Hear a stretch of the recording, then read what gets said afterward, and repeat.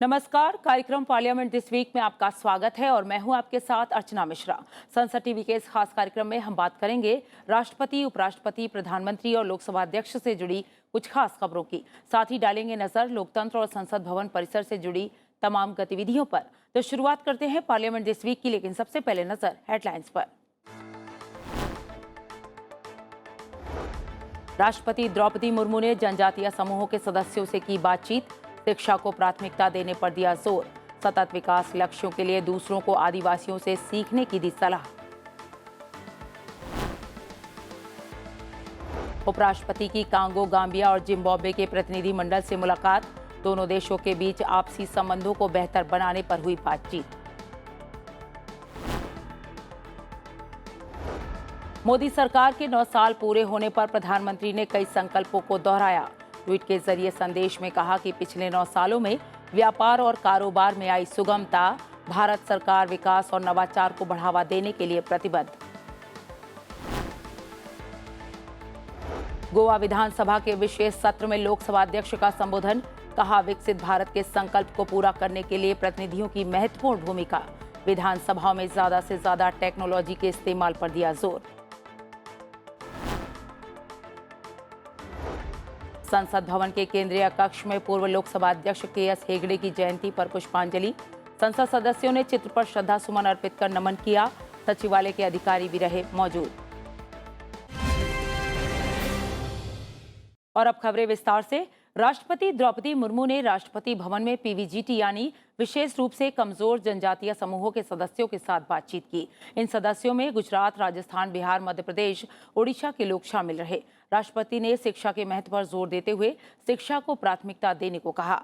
साथ ही कहा कि आदिवासियों ने मातृभूमि की रक्षा के साथ साथ प्राकृतिक संपदा की रक्षा के बहुत सारे बलिदान दिए। राष्ट्रपति ने कहा कि सतत विकास लक्ष्यों को हासिल करने के लिए हमें उनसे सीखना चाहिए। इस अवसर पर राष्ट्रपति द्रौपदी मुर्मू ने विभिन्न क्षेत्रों में असाधारण योगदान के लिए पद्म पुरस्कार पाने वाले आदिवासी समुदायों के प्रतिभाशाली व्यक्तियों की सराहना की। साथ ही सुझाव दिया कि पीवीजीटी सहित आदिवासी लोगों का कर्तव्य है कि वे अपनी पहचान बनाए रखते हुए विकास सुनिश्चित करें। कार्यक्रम के दौरान जनजातीय समूहों के सदस्यों ने सांस्कृतिक प्रस्तुतियां भी पेश की। राष्ट्रपति द्रौपदी मुर्मू ने राष्ट्रपति भवन में पीवीजीटी यानी विशेष रूप से कमजोर जनजातीय समूहों के सदस्यों से बातचीत की। इस अवसर पर जनजातीय समूहों के सदस्यों द्वारा सांस्कृतिक प्रस्तुतियां भी पेश की गईं, जिनमें बिहार, गुजरात, केरल, राजस्थान, मध्य प्रदेश, ओडिशा के लोग शामिल थे। सभा को संबोधित करते हुए राष्ट्रपति ने कहा कि उन्हें पीवीजीटी के सभी सदस्यों से मिलकर खुशी हुई। राष्ट्रपति द्रौपदी मुर्मू ने कहा कि उनमें से कई पहली बार अपने गांवों से बाहर निकले हैं। उन्होंने कहा कि उनमें से हर एक समुदाय के प्रतिनिधि हैं, जिनसे आग्रह किया गया कि वे अपने समुदाय के सदस्यों के साथ अपना अनुभव साझा करें और उन्हें सरकार की कल्याणकारी योजनाओं के बारे में बताएं। स्वाधीनता के 75 वर्ष पूरी होने के उपलक्ष्य में सभी देशवासी आज़ादी का अमृत महोत्सव मना रहे हैं। ये विशेष प्रसन्नता की बात है कि सभी 75 पीवीटीजी के विकास हेतु केंद्र सरकार द्वारा वर्तमान बजट में प्रधानमंत्री पीवीटीजी डेवलपमेंट मिशन प्रारंभ किया गया है। इस अभियान के तहत अगले 3 वर्षों में तेजी से काम किया जाना है। मैं आशा करती हूं कि अमृतकाल के इस आरंभिक दौर में पीवीटीजी को बेहतर सुविधाएं तथा अवसर प्रदान किया जा सकेगी। राष्ट्रपति द्रौपदी मुर्मू ने पीवीजीटी के सदस्यों से शिक्षा को सबसे ज्यादा महत्व देने पर जोर दिया। उन्होंने कहा कि पीवीजीटी समुदाय के विद्यार्थियों के लिए एकलव्य मॉडल आवासीय विद्यालयों में सीटों का विशेष प्रावधान किया गया है। इसके अलावा नेशनल फेलोशिप और ओवरसीज स्कॉलरशिप स्कीम में भी उनके लिए सीटें आरक्षित हैं। राष्ट्रपति ने पीवीजीटी की महिलाओं से जनजातीय महिला सशक्तिकरण योजना सहित विभिन्न योजनाओं का लाभ उठाने का आग्रह किया।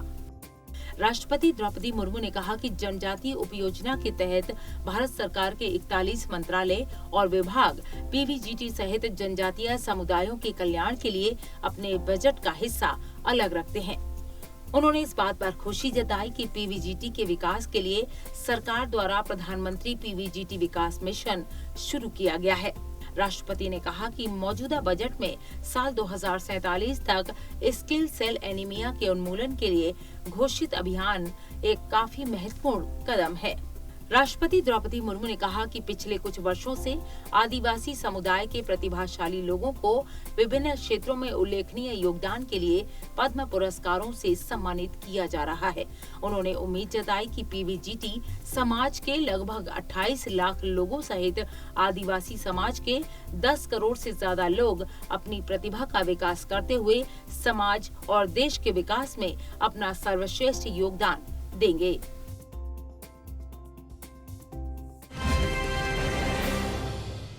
बढ़ते आगे, उपराष्ट्रपति जगदीप धनखड़ ने कई देशों के प्रतिनिधियों से मुलाकात की। उपराष्ट्रपति ने कांगो के एक प्रतिनिधिमंडल से मुलाकात की। इस मौके पर दोनों देशों के बीच आपसी संबंधों को और बेहतर बनाने पर चर्चा की गई। उपराष्ट्रपति जगदीप धनखड़ ने गाम्बिया के प्रतिनिधिमंडल से भी मुलाकात की। इसके साथ ही उपराष्ट्रपति ने जिम्बाब्वे से आए एक प्रतिनिधिमंडल से मुलाकात की। इस दौरान आपसी हितों से जुड़े मुद्दों पर बातचीत की गई। बढ़ते आगे, संसद भवन के केंद्रीय कक्ष में संसदीय लोकतंत्र शोध एवं प्रशिक्षण संस्थान द्वारा पीवीजीटी यानी विशेष रूप से कमजोर जनजातीय समूहों के सदस्यों के लिए एक कार्यक्रम का आयोजन किया गया। लोकसभा अध्यक्ष ओम बिरला ने पीवीजीटी के सदस्यों को संबोधित किया। संबोधन में लोकसभा अध्यक्ष ने कहा कि जनजातीय समूहों की जीवन शैली प्रकृति के अनुरूप रही है और पूरी दुनिया को उनसे बहुत कुछ सीखने की जरूरत है। लोकसभा अध्यक्ष ने जनजातीय लोगों को विशेष सुरक्षा प्रदान करने के लिए संविधान सभा की भी सराहना की। साथ ही कहा कि जनजातीय लोगों की कला और शिल्प की मांग बढ़ी है और तमाम चुनौतियों के बावजूद इस समुदाय के लोगों ने समाज में ऐसे कई उदाहरण पेश किए जो लोगों के लिए मिसाल बन गए। लोकसभा अध्यक्ष ने उम्मीद जताई कि भारत जल्द ही विशेष रूप से कमजोर जनजातीय समूहों से न केवल जीवन के सभी क्षेत्रों में बल्कि संसद में भी बेहतर प्रतिनिधित्व देखेगा।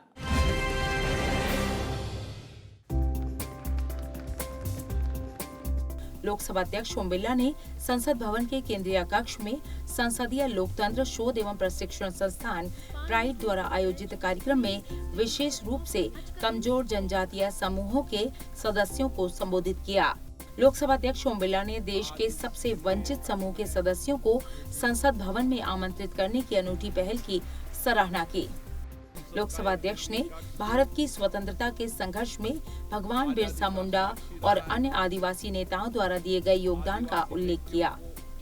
आधुनिक भारत के इतिहास में केंद्रीय कक्ष के महत्व को बताते हुए लोकसभा अध्यक्ष ने कहा कि केंद्रीय कक्ष उन सभी लोकतांत्रिक मूल्यों का प्रतीक है जो संविधान से सभी देशवासियों को प्राप्त हुए हैं। लोकसभा अध्यक्ष ने कहा कि सभी वर्गों को समान अधिकार और स्वतंत्रता के साथ साथ आर्थिक और सामाजिक समानता प्रदान की जानी चाहिए। उन्होंने भेदभाव का सामना करने वाले आदिवासी लोगों को विशेष सुरक्षा प्रदान करने के लिए संविधान सभा की सराहना की। संसद का एक केंद्रीय कक्ष आजादी का साक्षी रहा है। संसद के इसी केंद्रीय कक्ष के अंदर समाज के दलित, शोषित, वंचित आदिवासी व्यक्तियों को न्याय का अधिकार मिले, सबको समानता का अधिकार मिले और समाज के अंतिम व्यक्ति के जीवन में कैसे बदलाव आ सकता है, इसके संविधान निर्माण का भी ये भवन ऐतिहासिक रूप से साक्षी रहा। प्रकृति, परंपरा और संस्कृति के ज्ञान की जनजातीय विरासत के संदर्भ में लोकसभा अध्यक्ष ने इस बात पर जोर दिया कि प्राचीन काल से ही वनस्पतियों ने प्रकृति के साथ तालमेल से रहने का अनुकरणीय उदाहरण पेश किया है। उन्होंने कहा कि आदिवासी, खासतौर पर पीवीजीटी की जीवन शैली हमेशा से प्रकृति के अनुरूप रही है और आधुनिक दुनिया को उनसे बहुत कुछ सीखना है।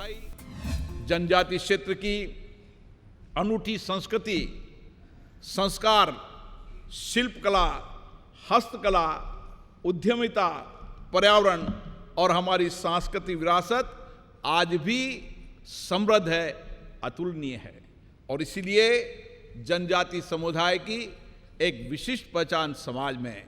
आपकी रीति रिवाज, आपकी भाषा, आपकी धर्म, संस्कृति अपने आप में आज भी संरक्षण है और आप इसको, संस्कृति को संरक्षण रखने का काम तो कर ही रहे हैं, लेकिन इस संस्कृति को किस तरीके से आगे बढ़ाया जाए, इसके लिए भी आप व्यापक रूप से प्रयास कर रहे हैं। वन उपज के साथ साथ आदिवासी लोगों की कला और शिल्प की भी बात की, जिसके अनूठेपन के कारण इसकी पूरी दुनिया में मांग बढ़ी है। लोकसभा अध्यक्ष ने कहा कि इससे इन परंपराओं को जीवित रखा जा सकेगा और साथ ही ऐसे समूहों के बारे में जानकारी का प्रसार करने में मदद मिलेगी। लोकसभा अध्यक्ष ने कहा कि इसके माध्यम से पीवीजीटी अपने पारंपरिक मूल्यों और शिल्प को भी संरक्षित कर सकते हैं। मैं विशेष रूप से मंत्री जी का धन्यवाद देता हूं, जो लगातार संसद के अंदर आपके अधिकारों के लिए, आपकी संस्कृति के संरक्षण के लिए, आपके जीवन के कल्याण के लिए और किस तरीके से जनजाति समुदाय और आदि जनजाति समुदाय के जीवन को बेहतर बना सकते हैं, उसके लिए उन्हें लगातार प्रयास करते थे। लोकसभा अध्यक्ष ने उम्मीद जताई कि पिछली कई सदियों की समझदारी के साथ पीवीजीटी किसी भी चुनौती का सामना करने और सभी लोगों के साथ कंधे से कंधा मिलाकर चलने के लिए तैयार है। लोकसभा अध्यक्ष ने भरोसा जताया कि भारत में जल्द ही जीवन के सभी क्षेत्रों में, बल्कि संसद में भी इस समूह के लोगों का ज्यादा से ज्यादा प्रतिनिधित्व होगा। आप यहाँ से नई प्रेरणा लेकर जाएंगे, नई ऊर्जा लेकर जाएंगे और उस प्रेरणा ऊर्जा से अपने अपने गांव के अंदर शिक्षा, स्वास्थ्य, उद्यमिता और नए आयामों को किस तरीके से प्राप्त कर हम आदिम जनजाति क्षेत्र को समानता के साथ सबको बराबर का अधिकार मिले और इस क्षेत्र को आगे बढ़ाने के लिए आपका जो योगदान होगा वो निश्चित रूप से इस क्षेत्र को विकास के नए आयाम पे ले जाने के लिए महत्वपूर्ण होगा। बढ़ते हैं अगली खबर की ओर। मोदी सरकार के 9 साल पूरे होने के उपलक्ष्य में प्रधानमंत्री नरेंद्र मोदी ने व्यापार और कारोबार से जुड़े भारत के संकल्पों को दोहराया। प्रधानमंत्री ने ट्वीट के जरिए संदेश में कहा कि पिछले 9 वर्षों में भविष्य की जरूरतों के अनुरूप सुधार किए गए हैं, जिनसे व्यापार में सुगमता आसान हुई। पिछले 9 सालों में भविष्य के सुधार के साक्षी बने। इस समय अवधि के दौरान कारोबार करने में आसानी के साथ साथ युवाओं में उद्यमिता की भावना को प्रोत्साहित किया गया। प्रधानमंत्री ने संदेश में कहा कि सरकार विकास और नवाचार को बढ़ावा देने के लिए लगातार प्रतिबद्ध है। बढ़ते हैं आगे। लोकसभा अध्यक्ष ओम बिरला एक दिन के गोवा दौरे पर रहे। इस दौरान लोकसभा अध्यक्ष ओम बिरला ने विधानसभा के विशेष सत्र को संबोधित किया। सभा को संबोधित करते हुए लोकसभा अध्यक्ष ने कहा कि विकसित भारत के संकल्प को पूरा करने में प्रतिनिधियों की भूमिका बहुत महत्वपूर्ण है। लोकसभा अध्यक्ष ने सभी विधानसभाओं में टेक्नोलॉजी के ज्यादा से ज्यादा इस्तेमाल करने पर जोर दिया। साथ ही कहा कि बदलते परिप्रेक्ष्य में सदन से आमजन की आकांक्षाएं और आशाएं बहुत बड़ी हैं, लिहाजा जनप्रतिनिधियों को मर्यादित आचरण के साथ साथ सदन में सार्थक चर्चा करनी चाहिए। बता दें कि गोवा विधानसभा का ये सत्र विकसित भारत 2047 जनप्रतिनिधियों की भूमिका विषय पर आयोजित किया गया था। दुनिया की सबसे युवा शक्ति भारत के पास है, इसलिए आज भारत सामर्थ्यवान है। पूरी दुनिया भारत के सामर्थ्य की ओर देख रही है। लोकसभा अध्यक्ष ओम बिरला ने गोवा विधानसभा में विकसित भारत 2047 निर्वाचित प्रतिनिधियों की भूमिका विषय पर संबोधित करते हुए ये बात कही। विधानसभा सदस्यों को संबोधित करते हुए उन्होंने कहा कि भारत के पास नया जोश, नई ताकत है, इसलिए 2047 तक हम एक नया भारत बना पाएंगे। आज भारत का सामर्थ्य बना है, हमारे नौजवानों की अद्भुत क्षमता, नए इनोवेशन की ताकत, नया चिंतन, नया विचार, नया जोश, कुछ कर गुजरने की शक्ति, सामर्थ्य भारत के अंदर है। और इसीलिए हमारी सबके सामूहिक प्रयासों से हम निश्चित रूप से 2047 में विकसित भारत बना पाएंगे। इससे पहले गोवा विधानसभा में लोकसभा अध्यक्ष ओम बिरला का स्वागत कर उन्हें फेलिसिटेट किया गया। लोकसभा अध्यक्ष ओम बिरला ने गोवा के कानाकोना में श्री बलराम चैरिटेबल ट्रस्ट के कार्यक्रम में शिरकत की। उन्होंने दीप प्रज्वलन कर कार्यक्रम का उद्घाटन किया। इस अवसर पर लोकसभा अध्यक्ष ने ट्रस्ट के तहत बने मकानों की चाबियां लाभार्थियों को सौंपी। अपने संबोधन के दौरान उन्होंने कहा कि हम वसुधैव कुटुंबकम की संस्कृति को मानने वाले लोग हैं। हम केवल हमारे देश का विकास नहीं, हम वसुधैव कुटुंबकम संस्कृति के मानने वाले लोग हैं। सारे विश्व को परिवार मानते हैं और इसलिए विश्व में कोई आपदा चुनौती आती है तो उसके लिए जो हो सकता सहयोग करने के लिए तैयार रहते हैं। आज इसी संस्कृति की ओर गोवा में संकल्प लिया है कि जो भी आवासहीन लोग हैं, जिनके कच्चे मकान हैं, उनके पक्के मकानों का पूरा करने का सपना बलराम चैरिटेबल ट्रस्ट करेगा, जन सहयोग से करेगा। लोकसभा अध्यक्ष ओम बिरला ने इस मौके पर श्रम धाम पुस्तिका का विमोचन भी किया।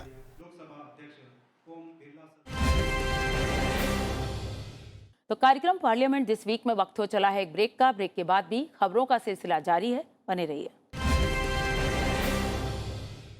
बढ़ते हैं अगली खबर की ओर। द आर्ट ऑफ लिविंग के संस्थापक आध्यात्मिक गुरु पद्म विभूषण श्री श्री रविशंकर ने उपराष्ट्रपति जगदीप धनखड़ और लोकसभा अध्यक्ष ओम बिरला से मुलाकात की। श्री श्री रविशंकर की उपराष्ट्रपति निवास पर उपराष्ट्रपति जगदीप धनखड़ से मुलाकात हुई। बातचीत के दौरान भारतीय संस्कृति, धर्म, आध्यात्म और लोक कल्याण से जुड़े मुद्दों पर चर्चा की गई। मुलाकात के दौरान उपराष्ट्रपति जगदीप धनखड़ की पत्नी डॉक्टर सुदेश धनखड़ भी मौजूद थीं। वहीं लोकसभा अध्यक्ष से भी आध्यात्मिक गुरु श्री श्री रविशंकर की भेंट हुई। लोकसभा अध्यक्ष ने ट्वीट के जरिए संदेश में कहा कि आध्यात्मिक गुरु श्री श्री रविशंकर जी का दर्शन मानवता के कल्याण, समाज की सेवा और देश के प्रति सर्वस्व समर्पित करने की प्रेरणा देता है। उनके विचार हमें गौरवशाली भारतीय संस्कृति और पुरातन परंपराओं के और करीब ले जाते हैं। बढ़ते आगे। लोकसभा अध्यक्ष ओम बिरला ने संसदीय क्षेत्र कोटा के इटावा में खेल महोत्सव का शुभारंभ किया। संबोधन में लोकसभा अध्यक्ष ने खिलाड़ियों से आह्वान किया कि जिस टीम भावना और प्रतिबद्धता के साथ वे मैदान में मेहनत करते हैं, उसी को आगे बढ़ाते हुए समाज में सकारात्मक बदलाव लाने के लिए सामूहिकता के साथ काम करें। लोकसभा अध्यक्ष ने कहा कि खेल हमारी प्रतिभा को सामने लाते हुए हमारे सामर्थ्य और क्षमताओं को उजागर करते हैं और ये खेल महोत्सव ऐसा ही एक मंच है जिसके माध्यम से हमें गांव-गांव तक सकारात्मक बदलाव लाने का संदेश पहुंचाना है। लोकसभा अध्यक्ष ने कहा कि खेल जगत में देश के कई खिलाड़ियों ने तमाम उपलब्धियां हासिल की और ऐसे खेल महोत्सव के आयोजन का मकसद युवाओं की प्रतिभा को निखारकर उन्हें आगे बढ़ने का अवसर उपलब्ध करवाना है, जिससे कि वे देश का नाम रोशन कर सकें।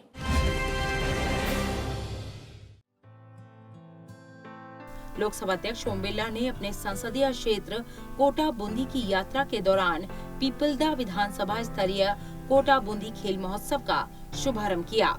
इस दौरान लोकसभा अध्यक्ष ने खिलाड़ियों को संबोधित करते हुए कहा कि खेल हमारी प्रतिभा को सामने लाते हुए हमारे सामर्थ्य और क्षमताओं को उजागर करते हैं। कोटा बूंदी खेल महोत्सव एक ऐसा ही मंच है जो युवाओं में टीम भावना का विकास करते हुए उन्हें प्रतिबद्धता और निरंतरता से अपने लक्ष्य की ओर बढ़ने के लिए प्रेरित कर रहा है। उन्होंने कहा कि हमें इसी टीम भावना के साथ काम करते हुए गांव-गांव तक सकारात्मक बदलाव लाने का संदेश पहुंचाना है। महोत्सव का आयोजन इटावा के तेजाजी ग्राउंड में किया गया। लोकसभा अध्यक्ष ने कहा कि संसदीय क्षेत्र में कोटा बूंदी खेल महोत्सव लोगों को जोड़ने में महत्वपूर्ण भूमिका निभा रहा है। ये लोगों को स्वास्थ्य के प्रति जागरूक करते हुए उन्हें जोड़ने और उनमें सामूहिकता की शक्ति उत्पन्न करने का काम कर रहा है। बड़ी संख्या में हर वर्ग और उम्र के लोग इन खेलों में भाग ले रहे हैं। जो नहीं खेल रहे वे भी मैदान पर आकर खिलाड़ियों का उत्साह बढ़ा रहे हैं। उन्होंने कहा कि हमें इसी जोश और ऊर्जा को सकारात्मक दिशा देनी है। हर पंचायत के अंदर, पंचायत में आने वाले गांव के अंदर सबने अपनी अपनी टीम बनाकर वहां प्रतियोगिता के अंदर जीत हार का फैसला किया। खेल के मैदान में जब खिलाड़ी आता है तो उसमें असीम ऊर्जा होती है। कभी हारता है, कभी जीतता है, लेकिन खिलाड़ी कभी विश्राम नहीं करता। अच्छा स्पोर्ट्समैन स्पिरिट खिलाड़ी वही होता है जो खेल के मैदान में भी और अपने जीवन के अंदर भी कभी हारता है, कभी जीतता है, कभी चुनौतियों का सामना करना पड़ता है, लेकिन उसका लक्ष्य एक दिन जीतना होता है। लोकसभा अध्यक्ष ने कहा कि हमारी कोशिश होनी चाहिए कि जिस तरह हम खेलों में जीत के लिए आपस में चर्चा कर जीत की योजना बना रहे हैं, उसी तरह गांव में शिक्षा, स्वास्थ्य, स्वच्छता, पर्यावरण संरक्षण जैसे मुद्दों पर भी सामूहिकता से काम करें। उन्होंने कहा कि हमें मिलकर अपने गांवों को बदलना है, गांवों में रहने वाले लोगों के जीवन को बदलना है। लोकसभा अध्यक्ष ने कहा कि प्रधानमंत्री नरेंद्र मोदी का सपना है कि हर क्षेत्र की तरह खेलों में भी भारत दुनिया में अव्वल बने। लोकसभा अध्यक्ष ने कहा कि ऐसे आयोजनों से प्रतिभाओं को तराश कर उन्हें आगे बढ़ने में और अवसर उपलब्ध करवाने में मदद की जाएगी। कार्यक्रम के दौरान लोकसभा अध्यक्ष ओम बिरला ने इटावा को इंडोर स्पोर्ट्स कॉम्प्लेक्स का तोहफा भी दिया। उन्होंने कहा कि हम ग्रामीण क्षेत्रों तक खेल सुविधाओं का विस्तार करना चाहते हैं। इंडोर स्पोर्ट्स कॉम्प्लेक्स में खिलाड़ियों को basketball, handball, volleyball, netball, badminton सहित अन्य खेल खेलने की सुविधा मिलेगी।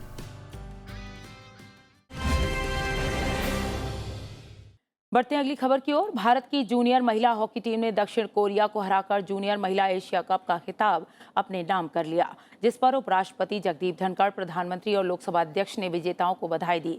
उपराष्ट्रपति ने ट्वीट के जरिए संदेश में कहा कि 2023 महिला हॉकी जूनियर एशिया कप में उल्लेखनीय जीत के लिए युवा चैंपियन के दृढ़ संकल्प, कौशल और तारकीय टीम वर्क ने देश को गौरवान्वित किया है।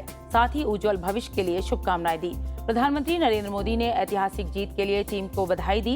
ट्वीट के जरिए संदेश में कहा कि कड़ी मेहनत और बेहतर प्रदर्शन के लिए विजेताओं का प्रयास सराहनीय है। लोकसभा अध्यक्ष ओम बिरला ने ट्वीट के जरिए संदेश में कहा कि देश की बेटियां हर क्षेत्र में देश का नाम रोशन कर रही हैं। उनकी सफलता का प्रमाण है कि अवसर मिले तो कोई भी चुनौती नारी शक्ति के सामने छोटी है। इसके साथ ही सभी के उज्जवल भविष्य की कामना की। बढ़ते आगे। संसद भवन के केंद्रीय कक्ष में संसद सदस्यों ने पूर्व लोकसभा अध्यक्ष के.एस. हेगड़े की जयंती पर पुष्पांजलि अर्पित की। इस मौके पर लोकसभा के महासचिव उत्पल कुमार सिंह और लोकसभा और राज्यसभा सचिवालय के अधिकारियों ने भी चित्र पर श्रद्धा सुमन अर्पित कर नमन किया। संसद भवन के केंद्रीय कक्ष में पूर्व लोकसभा अध्यक्ष के.एस. हेगड़े की जयंती पर पुष्पांजलि अर्पित की गई। इस मौके पर लोकसभा के महासचिव उत्पल कुमार सिंह, लोकसभा और राज्यसभा सचिवालय के अधिकारी भी मौजूद रहे। बता दें कि पूर्व लोकसभा अध्यक्ष के.एस. हेगड़े एक प्रतिष्ठित सांसद और न्यायविद थे।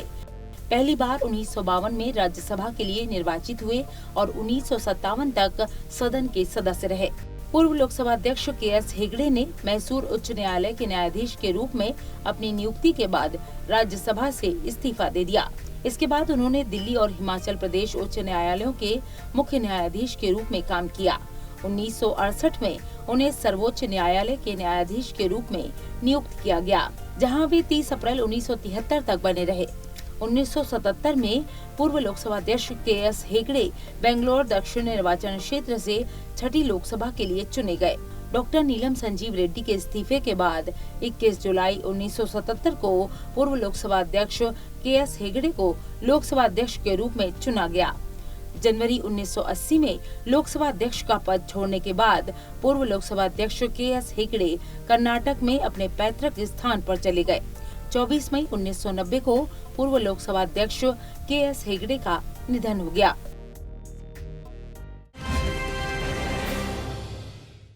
बढ़ते आगे। आदिवासियों के महान जननायक भगवान बिरसा मुंडा के बलिदान दिवस पर उपराष्ट्रपति जगदीप धनखड़, प्रधानमंत्री नरेंद्र मोदी और लोकसभा अध्यक्ष ओम बिरला ने नमन किया।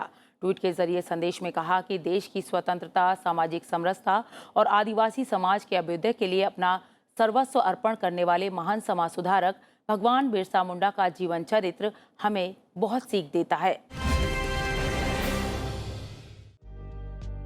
देश की स्वतंत्रता, सामाजिक समरसता और आदिवासी समाज के अभ्युदय के लिए अपना सर्वस्व अर्पण करने वाले महान समाज सुधारक जननायक भगवान बिरसा मुंडा के बलिदान दिवस पर प्रधानमंत्री नरेंद्र मोदी ने ट्वीट के जरिए संदेश में कहा कि भगवान बिरसा मुंडा की पुण्यतिथि पर उन्हें कोटि कोटि नमन। उपराष्ट्रपति जगदीप धनखड़ ने ट्वीट के जरिए संदेश में कहा कि महान स्वतंत्रता सेनानी और स्वदेशी अधिकारों के चैंपियन धरती आबा भगवान बिरसा मुंडा को उनकी पुण्यतिथि पर नमन। औपनिवेशिक उत्पीड़न के खिलाफ जनजातीय आंदोलन का नेतृत्व करते हुए भगवान बिरसा मुंडा ने कई लोगों को अपनी मातृभूमि की स्वतंत्रता के लिए खुद को समर्पित करने के लिए प्रेरित किया। लोकसभा अध्यक्ष ओम बिरला ने ट्वीट के जरिए संदेश में कहा कि महान स्वतंत्रता सेनानी धरती आबा भगवान बिरसा मुंडा की पुण्यतिथि पर भावपूर्ण श्रद्धा सुमन। विदेशी शासन के विरुद्ध राजनीतिक जागरूकता उत्पन्न करने के साथ ही उन्होंने भारत की गौरवशाली विरासत के प्रति गर्व का भाव जागृत किया। मातृभूमि की अस्मिता के लिए भगवान बिरसा मुंडा का संघर्ष प्रेरणा देता रहेगा। बढ़ते आगे, लोकतंत्र में संसदीय समितियों का अहम स्थान है। समय समय पर इन संसदीय समितियों की बैठक होती है। विभिन्न मुद्दों पर चर्चा के बाद ये समितियां अपनी रिपोर्ट सभा के समक्ष रखती हैं। तो आइए जान लेते हैं सप्ताह लोकसभा में किन किन संसदीय समितियों की बैठक हुई। लोकसभा में संसदीय समितियों की बैठकों पर नजर डालें तो 12 जून 2023 को अधीनस्थ विधान संबंधी समिति की बैठक हुई। 13 जून 2023 को ग्रामीण विकास एवं पंचायती राज संबंधी समिति की बैठक संपन्न हुई। 14 जून 2023 को प्राक्कलन समिति की बैठक हुई। 15 जून 2023 को ऊर्जा संबंधी स्थायी समिति की बैठक हुई। 15 जून को ही वित्त संबंधी समिति की बैठक हुई। 15 जून 2023 को ही सूचना और संचार प्रौद्योगिकी संबंधी समिति की बैठक संपन्न हुई। तो कार्यक्रम पार्लियामेंट दिस वीक में इतना ही, लेकिन जाने से पहले एक जरूरी बात, आप इस कार्यक्रम को संसद टीवी के यूट्यूब चैनल पर भी देख सकते हैं। हमें आपके फीडबैक का इंतजार रहेगा। अगले हफ्ते फिर मिलेंगे लोकतंत्र और संसद से जुड़ी अहम खबरों के साथ। तब तक के लिए मुझे दीजिए इजाजत। नमस्कार।